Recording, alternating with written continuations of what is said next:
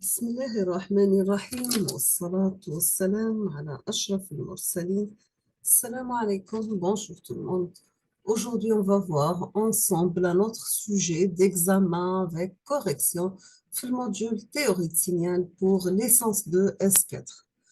On va commencer par l'exercice numéro 1. Ça concerne la décomposition en série de Fourier utilisée pour les signaux périodiques. Donc, c'est une représentation fréquentielle des signaux périodiques. Donc, au lieu d'avoir l'information dans un domaine temporel périodique, on aura simplement deux caractéristiques pour extraire l'information. C'est bien l'amplitude de notre signal, le module, et la phase. La partie décomposition en série de Fourier, nous avons trois types. Soit la première décomposition, là, c'est la décomposition en utilisant les relations trigonométriques. Donc, c'est la décomposition trigonométrique sous forme de sinus et cosinus. Deuxième forme, c'est la forme complexe en utilisant seulement la décomposition sous forme de cosinus plus la phase. Et la troisième décomposition, c'est la décomposition sous forme exponentielle. On revient à notre exercice. Dans cet exercice, vous avez un signal x de t représenté par la figure suivante. Nous avons x de t, il prend la valeur 4, l'intervalle entre moins 1 et 1. Il prend la valeur 0, l'intervalle entre 1 et 3, et ainsi de suite. La première question vous demande de trouver l'expression analytique de ce signal sur une période, donc le temps ou la période. احنا نعرفوا toujours في التhéorie de signal ولا في signal soit يعطينا la représentation graphique ويطلب منا l'expression mathématique ولا analytique ou bien العكس يعطينا l'expression analytique ويرسم منا نرسموا le signal. Donc, on dit la période t égale à 2, moins 2, ça sera 4 secondes. Là, on dit l'expression x de t, donc il prend la valeur 4 pour t en valeur absolue inférieure ou égale à 1. Il prend la valeur 0 pour t en valeur absolue entre 1 et 2. D'accord? On passe deuxième question. Dans cette question, on vous demande déterminer la puissance moyenne. La puissance moyenne, on doit utiliser la formule suivante pour le calcul de puissance. نعرفوا باللي la puissance هي 1 sur la période, l'intégrale من moins t sur 2 à t sur 2 de notre signal x de t élevé au carré dt. On va remplacer t par sa valeur, donc c'est 2, donc il y a normalement 1 sur t. Donc راح نحسبوا l'intégrale احنا من 0 t sur 2 راح نديروا 2 fois l'intégrale. Donc ce sera 2 sur la période 4. Donc 2 sur 4 c'est 1 demi. L'intégrale من 0 à 1 تاع 4 élevé au carré dt راح تولي 4 carré, donc c'est 16, 16 divisé par 2, c'est 8 watts. Ou l'intégrale dt هي t entre 0 et 1, تبقى 1. Donc, après simplification, on va chercher la valeur de la puissance égale à 8 watts. C'est un signal pair, donc on dit la symétrie par rapport à l'origine. D'accord? Troisième question, dans cette question, on vous demande de déterminer la valeur moyenne à 0 sur 2. On a la décomposition en série de Fourier d'un signal x de t.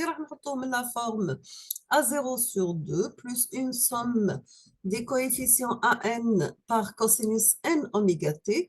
n varie de 1 à l'infini plus la deuxième somme de 1 à l'infini, tu as les coefficients bn par sinus n oméga t. Tant que notre signal perd, donc on a à 0 sur 2, c'est 2 par 1 sur la période, l'intégrale 0 t sur 2 de x de t, ce qui implique qu'on va remplacer x de t par sa valeur égale à 4. L'intégrale ta4 dt, c'est 4. 4 divisé par 4, c'est 4. 2. Donc la valeur moyenne de A0 sur 2 égale à 2.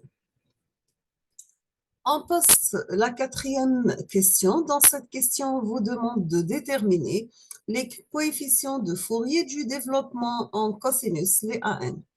Comme notre signal, c'est un signal pair, donc on aura pour la pulsation oméga 0 qui est égale 2pi sur la période, donc qui est égal à 2pi sur la période égale à 4. Après simplification, on trouve que oméga 0 prend la valeur pi sur 2. Les coefficients AN, donc c'est 2 fois l'intégrale 2 par 2 sur 1t, l'intégrale 0t sur 2 de notre signal x de t مضروب في الكوسينوس n oméga 0t dt. D'accord? Donc, 2 par 2, c'est 4, ou 2 fois l'intégrale, donc c'est 16, 4 par 4, c'est 16.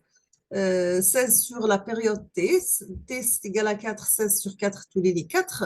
L'intégrale 0,1 ta cosinus n pi sur 2t dt, tous les 4 sinus 1 pi sur 2t sur 1 pi sur 2 entre 0 et 1.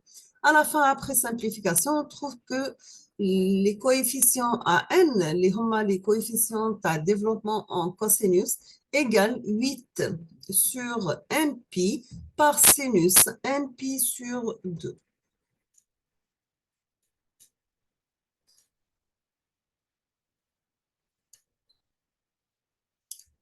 Maintenant, on passe à la détermination des coefficients de développement en sinus. احنا شفنا في la décomposition en série de Fourier عندنا حالات خاصة. الحالات الخاصة هذه كيكون le signal pair automatiquement